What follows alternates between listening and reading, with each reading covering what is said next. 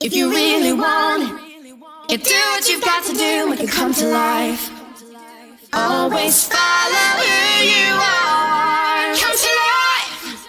You do what you've got to do, make it come to life. Hi guys, this is Flyover once again with another video. Remember my previous video at the Timor Junction roundabout?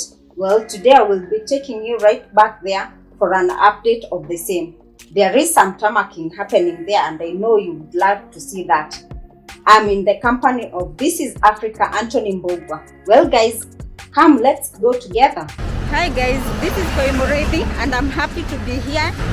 Hello, this is Africa. What we are doing is that today we are heading to Timor roundabout. We are going to look at the progress of this Timor flyover. They have already begun tarmacking, so guys, before we continue, make sure you subscribe to my channel. Please subscribe to my channel, Flyover. Yeah, and subscribe to This is Africa, Anthony Mbogwa.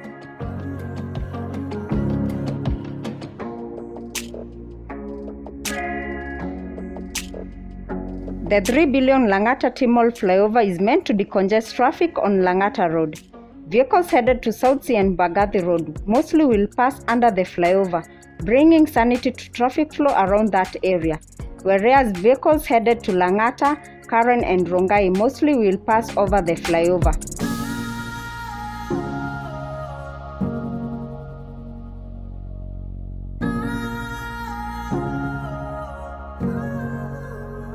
Picha nini ya thumbnail?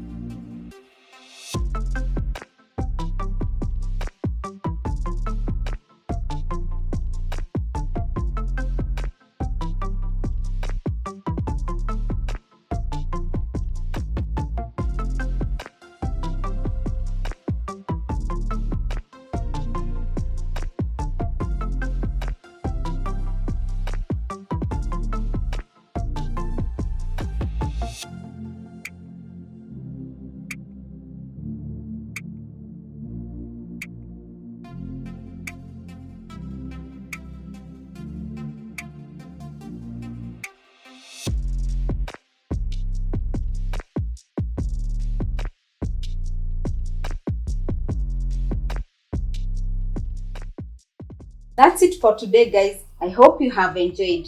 Subscribe if you haven't, like, share, and comment. Don't also forget to go to This is Africa Anthony Mbogwa's channel to subscribe as well there.